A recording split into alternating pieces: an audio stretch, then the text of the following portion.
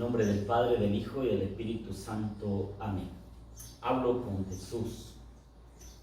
Jesús, qué suerte la de María al no tener en su corazón más que a Jesús, a su Jesús.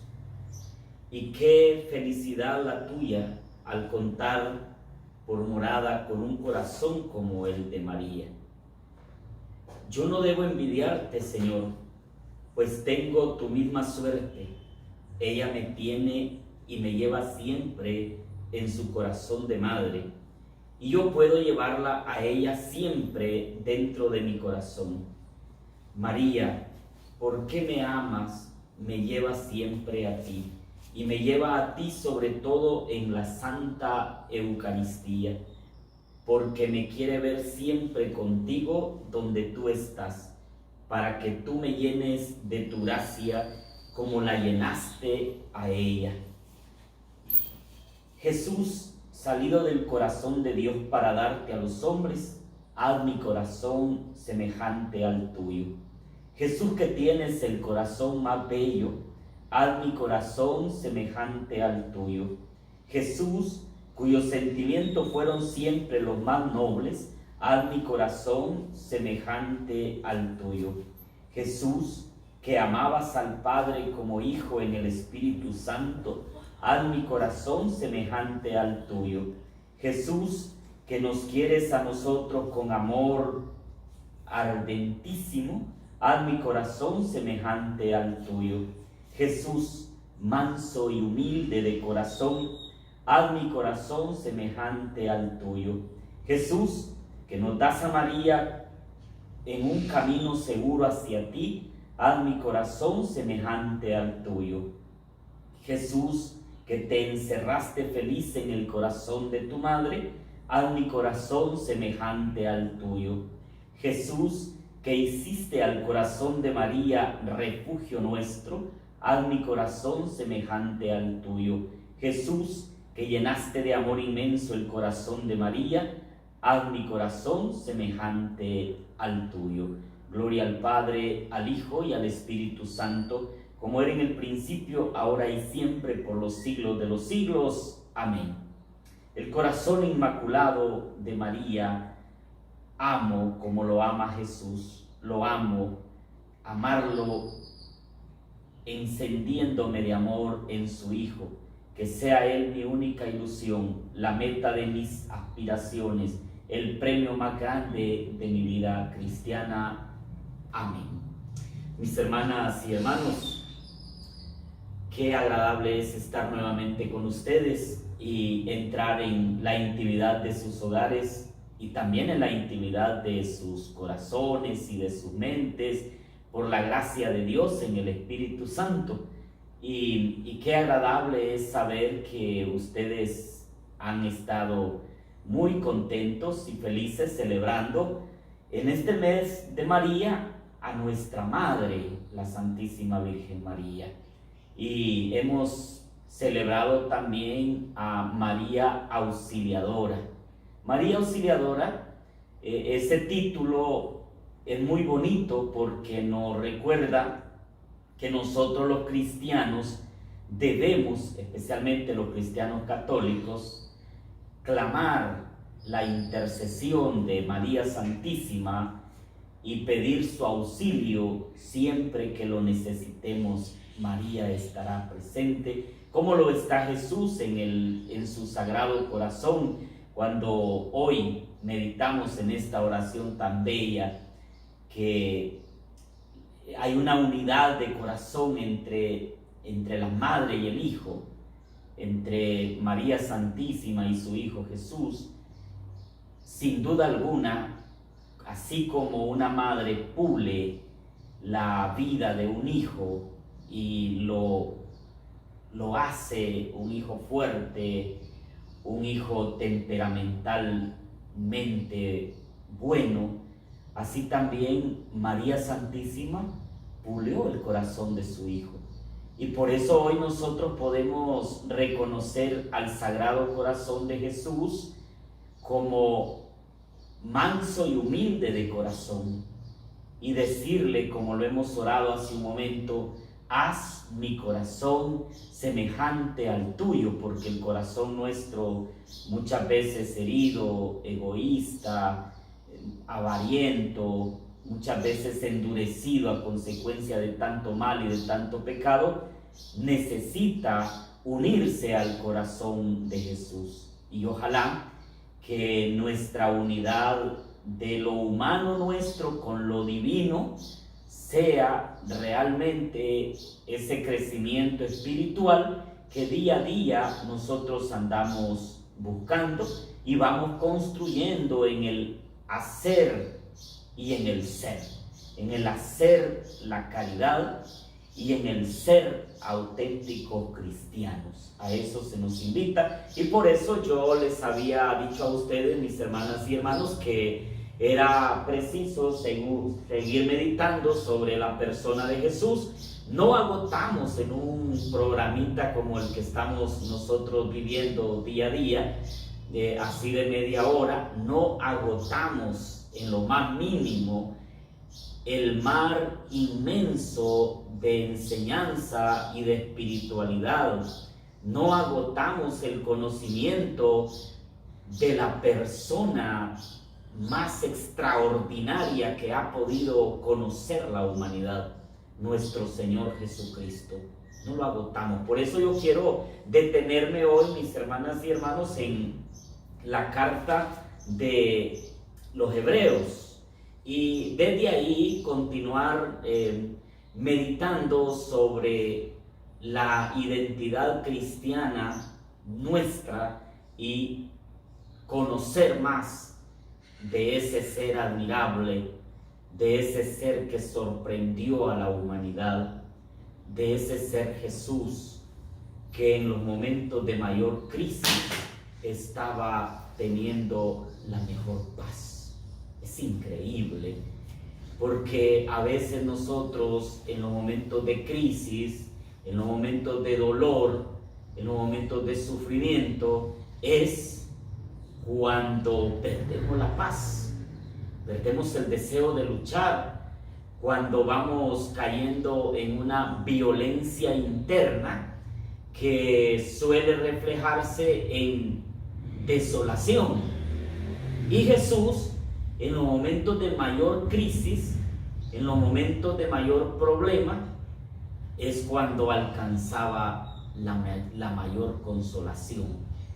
Una espiritualidad marcada en la persona de Jesucristo es una espiritualidad para un cristiano fácilmente de descubrir cuando vienen los momentos de desolación, y si esos momentos de desolación son fruto de prueba, pues es gracia de Dios, decía Santa Teresa de Ávila. Y si son fruto de tentación, esa ya no es gracia de Dios, sino que es el maligno. Entonces, la tentación en sí misma no lleva maldad alguna, porque el diablo tienta, pero el diablo no tiene autoridad de violentar su libertad interna. El diablo no le va a violar a usted su libertad, porque ese es el regalo más grande que Dios pudo darle al ser humano. Lo hizo libre. Salmo 8 nos coronó de gloria y dignidad, nos hizo libres y nos hizo un poquito inferior a los ángeles. Y esa gloria y esa dignidad que Dios nos dio es la libertad. Y el diablo quiere que el hombre pierda su libertad. Entonces, cuando usted pierde su libertad, deja de ser realmente libre y se vuelve esclavo. Allí es donde usted ya no vive de tentación, sino que vive ya en el pecado, porque pasa al ámbito del pecado. Con la tentación usted puede derrotarla. No nos dejes caer en tentación. Pero cuando usted cayó en la tentación, dejó de ser tentación y se convirtió en pecado. Entonces, en la desolación que se conoce como aridez en la vida espiritual, puede ser que tiente el demonio o pueda ser que pruebe Dios. Y cuando Dios nos prueba, como oro en el crisol, dice el libro de la sabiduría, entonces nos quiere dignos de Él. Y si Él prueba a sus hijos, es para que sus hijos puedan crecer en medio de la dificultad y el dolor a un mayor ámbito de su vida espiritual. Esa es la desolación. La consolación ya es la gracia de Dios. La consolación es la fortaleza, la consolación es la vida espiritual bien vivida, bien llevada, y eso pues ya es un ámbito de inicio en un camino de santidad para la persona, porque ahí se inicia. Entonces nosotros tenemos la experiencia engrandecedora y de mucha riqueza de los santos de la iglesia, que como muchos lo afirman, pues fueron hombres y mujeres iguales que nosotros, con debilidades, con dificultades, pero que lograron derrotar las tentaciones, que lograron darle sentido a las desolaciones y consolaciones en sus vidas, y ahora están en los altares. ¿Sí? Y hacia eso nos encaminamos nosotros, o hacia eso deberíamos encaminarnos. En otras palabras, yo le hago la pregunta: ¿usted cree en la santidad? ¿Usted cree que puede uno llegar a ser santo? Y usted tal vez podrá preguntarse, pero eso de la santidad solo es para los que están en la iglesia. No, no. La santidad es para todos. Jesucristo claramente dijo: sean santos como vuestro Padre Celestial es santo, alcancen la perfección como vuestro Padre es perfecto. Entonces, si Él decía eso, es porque nosotros podemos construir ese proyecto en nuestra vida. Y desde ahí vamos construyendo nuestra base espiritual. Por eso me detengo en la persona de Jesús, porque Jesús es el santo, Jesús es el justo, Jesús es el que nos marcó ese camino, y Él mismo se declaró en sí mismo como el camino, la verdad y la vida, que lo vamos a ver también más adelante.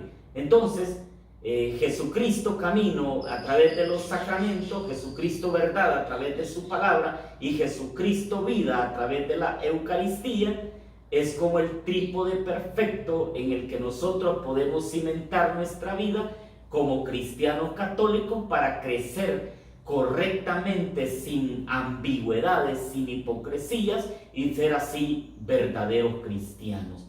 Por eso, qué necesario es tener un conocimiento de Jesucristo. Y como les decía hace un momento, no lo agotamos simplemente con decir: yo ya me leí la Biblia. No lo agotamos simplemente con leer libros que nos hablen de la espiritualidad y de la persona de Jesucristo.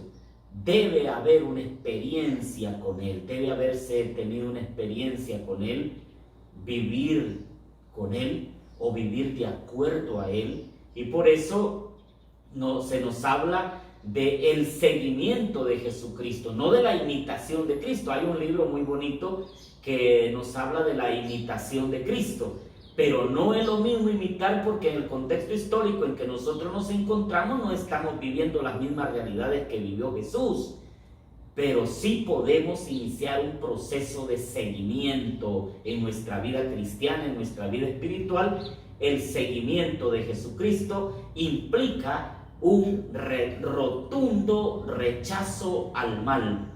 El seguimiento de Jesucristo implica un dejarlo todo. Y eso significa, en el Evangelio: el que quiera seguirme, niéguese a sí mismo, tome la cruz de cada día y sígame. Quiero leer para ustedes la carta a los Hebreos, para darnos cuenta que en el seguimiento de Jesucristo hay diversas maneras de conocerlo. En distintas ocasiones y bajo diferentes formas, Dios habló a nuestros padres por medio de los profetas, hasta que en estos días que son los últimos, nos habló a nosotros por medio de su Hijo. Este es al que Dios constituyó heredero de todo, ya que por él dispuso las edades del mundo. Este es el resplandor de la gloria de Dios, y en él expresó Dios lo que en sí es Él. Él es el que mantiene el universo por su palabra poderosa. Él es el que purificó al mundo de sus pecados y después se fue a sentar a la derecha del trono de Dios en los cielos. Él está tan por encima de los ángeles cuanto es más excelente el nombre que heredó. Palabra de Dios, te alabamos, Señor. Me parece muy interesante lo que nos expresa la carta a los Hebreos en un conocimiento más de la persona de Jesús en su seguimiento. Y nos dice, Él es en primer lugar el que Dios constituyó como heredero de todo.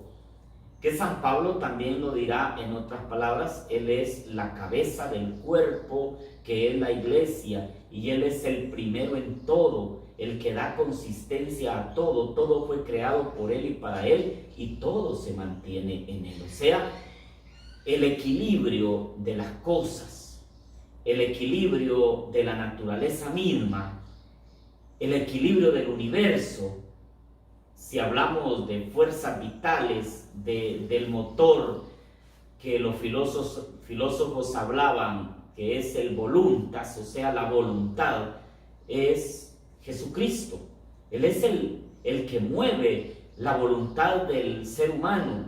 Él es el que mueve el universo completo y se logra el equilibrio. Entonces, ¿por qué hay un desequilibrio en el universo o en el mundo? Si hablamos de mundo, nuestro planeta, ¿por qué hay un desequilibrio?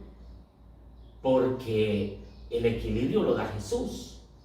Y si no está la persona de Jesús, entonces usted está desequilibrado. O en otras palabras, como muchos dirán, está mal calibrado. Entonces usted tiene que tener una experiencia con Jesús. De ahí cuando nosotros en los retiros de crecimiento espiritual o en los retiros fundamentales de los equipos de Querigma, encontramos personas que dicen, ¿cómo me siento de bien? Yo no había experimentado esta realidad, nunca había vivido esta experiencia tan bonita que hoy he vivido y yo quiero servir. Y nos vamos encontrando con estas personas muy animadas, muy dedicadas al trabajo y se entregan de lleno porque encontraron el equilibrio espiritual que hacía falta a sus vidas. El carnal piensa como carnal, el mundano piensa como mundano, el espiritual piensa como espiritual. Pero la espiritualidad se une a mi carne, de manera que, como dirá el apóstol San Pablo, ya no soy yo el que vivo, sino que es Cristo quien vive en mí. Entonces, cuando el equilibrio lo da la persona de Jesús, podemos nosotros fácilmente renunciar al mal. Y San Pablo también en su teología lo va a decir claro, no hagan ningún compromiso con el mal. Entonces, en la persona de Jesús encontramos nosotros el resplandor de la gloria de Dios y Él expresó lo que es Dios en sí mismo. O sea, nadie conoce al Padre si no es el Hijo. Y nadie ha subido al cielo excepto el Hijo. Y el Hijo es el que revela al Padre. El Hijo nos reveló la plenitud del Padre. El Hijo nos revela el amor que Dios tenía por la humanidad. Y que Dios tiene por la humanidad. Y al revelarnos el amor que Dios tiene por la humanidad, nos revela también el plan de salvación que Dios había proyectado realizar por Él, o sea, por Jesucristo, cuando llegase el momento culminante de la historia, hacer que todas las cosas tuviesen a Cristo por cabeza, las del cielo y las de la tierra, dice el cántico que nos regala muy bonito la teología de Pablo. Entonces, en ese sentido, mis hermanas y hermanos, profundizando como cristianos en la persona de Jesús, nunca vamos a terminar de agotar ese personaje que es Jesucristo. No vamos a agotarlo, vamos a entrar en ese mar inmenso de su sabiduría, vamos a entrar en ese mar inmenso de su virtud y nos vamos a dar cuenta que la gracia de Dios está en Jesús. Me gustaba mucho cuando estaba en el seminario mayor irme a la biblioteca, una inmensa biblioteca muy antigua que fue incluso construida con una gran cantidad de libros de los que trajo al Colegio Tridentino el general Francisco Morazán, y que están guardados ahí en la biblioteca del seminario, muchos de ellos en latín, que hay que estudiar un poco y saber el latín para poder discernir en esos libros, pero una cantidad inmensa de libros, les estoy hablando quizá de unos 20,000 o 25,000 libros, tanto para el seminario mayor, que contiene también libros que dejó el padre Trino, el padre José Trinidad Reyes, ahí están guardados. Una riqueza, una bendición.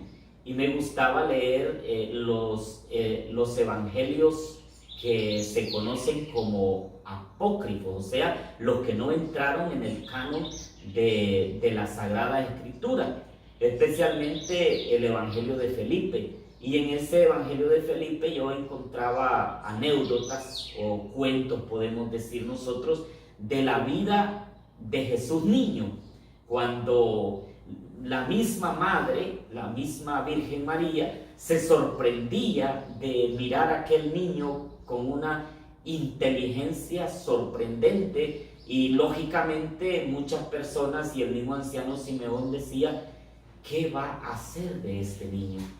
Zacarías decía: ¿qué será de ese niño? Entonces todo el mundo se preguntaba qué iba a hacer de ese niño con toda la inteligencia que le miraban y que iba experimentándose en sus primeros momentos, en los primeros momentos de su más tierna edad. Ya él estaba dando a conocer la gran sabiduría que poseía y que sin duda alguna no sabía él todavía discernirla.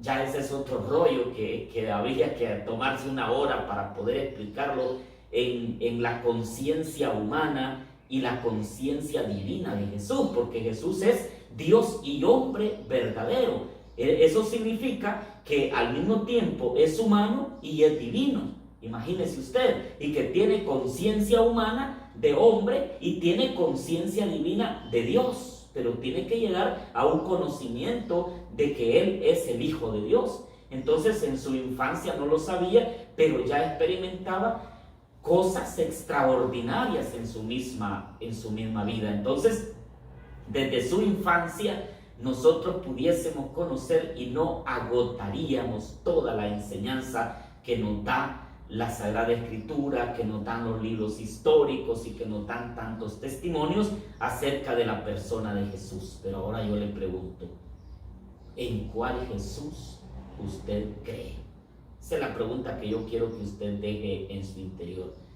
¿Cuál es el Jesús en el que yo creo? Recordando a grandes actores de libros muy bonitos de la teología de la liberación, especialmente Leonardo Boff en la teología de la liberación, que dice: yo no creo en ese Jesús que se quedó en unos templos muy bonitos, dice. Yo no creo en ese Jesús que bellamente confeccionaron los artistas en cuadros o lo dejaron simplemente en un cuadro plasmado o en una imagen en un templo, dice, donde solamente lo contemplan. Y en ese libro de Leonardo Boff dice, hablando de la teología de la liberación: yo creo en el Dios de los pobres, en el Dios humano y sencillo que lo cantamos nosotros, en el Dios de rostro curtido, en el Dios que suda en la calle, ahora diríamos en el Dios del ejército que está en primera línea combatiendo el coronavirus, las enfermeras, los médicos y todo este personal de salud que exponen su vida y que siguen reclamándole hoy, después de más de 90 días de pandemia, siguen reclamándole al gobierno que todavía no les han llegado los equipos de bioseguridad. ¿Pero por qué no han llegado? Porque a lo mejor las calles de Honduras están malas, o a lo mejor hay mucho protocolo, hay que sacar alguna identificación para poder cruzar esas calles, para que no lo detengan y para que pueda llegar el equipo de bioseguridad a los hospitales que están desabastecidos, a los centros de salud que no saben ni cómo van a enfrentar una pandemia, y a la realidad de un pueblo hondureño que se está muriendo de hambre, que se está muriendo de no tener esperanza, porque fíjese que lo que más mata al pueblo es no tener esperanza, no tener una ilusión, no tener un sentido por el cual luchar, no tener un sentido por el cual sentirse patriota. Sentir que amo la patria, porque nosotros sabemos que estos corruptos, delincuentes, ladrones que le están robando al pueblo hondureño su comidita, su medicina, le están robando su esperanza, su razón de alegría en un pueblo enfermo, domesticado y desnutrido, donde salen dos disque padres de la patria o personas honorables del pueblo armando ya su grupo de campaña para seguir metiéndole mentiras y más mentiras al pueblo hondureño. Entonces, en esa realidad, el pueblo desesperanzado, el pueblo enfermo, el pueblo desnutrido, el pueblo domesticado solamente tiene una esperanza, la esperanza en que Jesucristo camina con su pueblo. Por eso la teología de la liberación, a pesar de cometer algunos exabruptos, algunos errores, la teología de la liberación hizo mucho bien a la liberación integral del hombre, sin desmeritar también que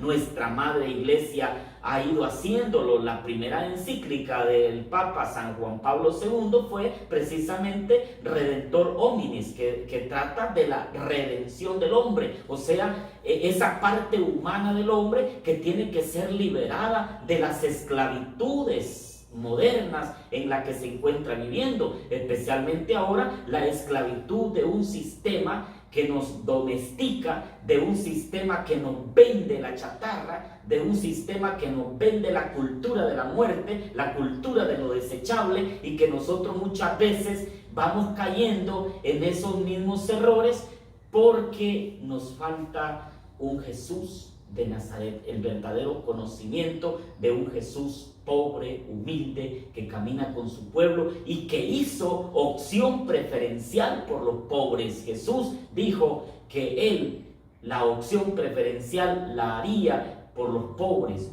por los desamparados, por los pecadores, por los que más necesitaban de un médico que sanara su alma y que sanara su corazón. Ojalá que ese mismo Jesús sea al que nosotros conocemos, al que nosotros seguimos y al que nosotros amamos. Que así sea. En el nombre del Padre, del Hijo y del Espíritu Santo. Amén. Pasen todos un lindo día.